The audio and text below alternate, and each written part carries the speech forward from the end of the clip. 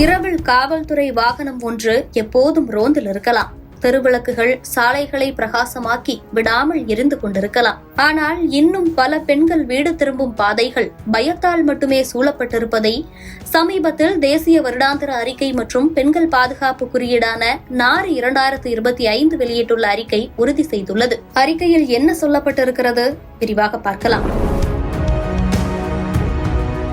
தேசிய மகளிர் ஆணையத்தின் தலைவர் விஜயா ரஹத்கர் நார் 2025 என்னும் பெண்கள் பாதுகாப்பு குறித்தான ஆய்வறிக்கையை வெளியிட்டுள்ளார்.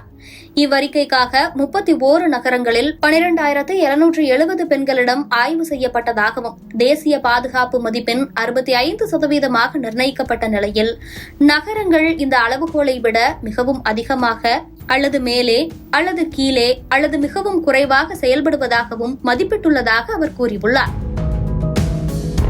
பாதுகாப்பான நகரங்கள் சிறந்த காவல், குடிமை பங்கேற்பு, பாலின சமத்துவம் மற்றும் உள்கட்டமைப்பு ஆகியவற்றுடன் இணைக்கப்பட்டுள்ளன. அதே நேரத்தில் பலவீனமான மதிப்பெண்கள் மோசமான நகர்ப்புற திட்டமிடல், ஆணாதிக்க விதிமுறைகள் மற்றும் வரையறுக்கப்பட்ட நிறுவன மறுமொழி ஆகியவற்றுடன் இணைக்கப்பட்டுள்ளன என்று அவர் குறிப்பிட்டுள்ளார். அவர் வெளியிட்ட இந்த நார் 2025 இந்தியாவில் பெண்களின் பாதுகாப்பு நிலை குறித்தான பல அதிர்ச்சியூட்டும் தகவல்களை வெளியிட்டுள்ளது. நகர்ப்புறங்களில் வசிக்கும் பெண்களில் 40% பேர் தங்கள் நகரங்களில் பாதுகாப்பற்றதாகவோ அல்லது அவ்வளவு பாதுகாப்பாக இல்லை என்றோ உணர்கின்றனர். குறிப்பாக இரவு நேரங்களில் போதிய வெளிச்சம் மற்றும் பாதுகாப்பு படையினர் இல்லாததால் இந்த பயம் அதிகரிக்கிறது. இந்த ஆய்வின்படி ராஞ்சி, ஸ்ரீநகர், கொல்கத்தா, டெல்லி, ஃபரிதாபாத், பாட்னா, ஜோத்பூர் ஆகிய நகரங்கள் இந்தியாவில் பெண்களுக்கு பாதுகாப்பற்ற நகரங்களாக கருதப்படுகின்றன. இதற்கு மாறாக கோஹிமா, விசாகப்பட்டினம், புவனேஸ்வர், ஐஷ்வால், கோம்டங், இட்டாநகர் மற்றும் மும்பை ஆகியவை பாதுகாப்பான நகரங்களின் பட்டியலில் இடம்பெற்றுள்ளன. தெருக்களில் பெண்களுக்கு எதிரான துன்புறுத்தல்கள், முறைத்து பார்த்தல், பாலியல் ரீதியான தொல்லைகள் மற்றும் உடல் ரீதியான தொடுதல் போன்றவை அதிக அளவில் நடைபெறுவதாக அறிக்கை தெரிவிக்கிறது.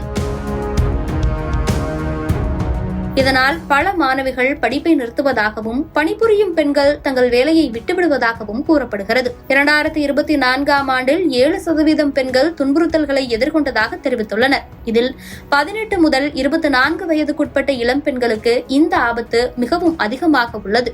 தேசிய குற்ற ஆவண காப்பகத்தின் 2022 ஆண்டு புள்ளி விவரங்களின்படி பெண்களுக்கு எதிரான குற்றங்கள் 0.07% மட்டுமே பதிவாகியுள்ளன. இது உண்மைக்கு மாறானது என்று இந்த அறிக்கை கூறுகிறது. அதேபோல பல பெண்கள் துன்புறுத்தல்கள் குறித்து அதிகாரிகளிடம் புகார் அளிப்பதில்லை. ஏனெனில் மேலும் துன்புறுத்தலுக்கு ஆளாவோம் என்ற அச்சம் அல்லது சமூக அவமானம் காரணமாகவே இவ்வாறு தயங்குகின்றனர். இந்த சம்பவங்களில் வெறும் 22% மட்டுமே அதிகாரிகளிடம் தெரிவிக்கப்பட்டுள்ளது. அதில் 16% வழக்குகளில் மட்டுமே நடவடிக்கை எடுக்கப்பட்டுள்ளது.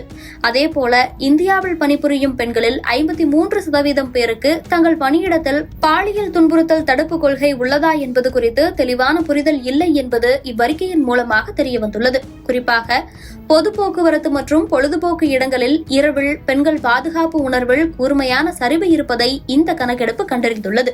10 பெண்களில் 6 பேர் தங்கள் நகரத்தில் பாதுகாப்பாக உணர்ந்ததாக கூறியிருந்தாலும் 40% பேர் தங்களை அவ்வளவு பாதுகாப்பாக இல்லை அல்லது பாதுகாப்பற்றவர்கள் என்று மதிப்பிட்டுள்ளனர். அதேபோல 86% பெண்கள் பகலில் கல்வி நிறுவனங்களில் பாதுகாப்பாக இருப்பதாக தெரிவித்துள்ளனர்.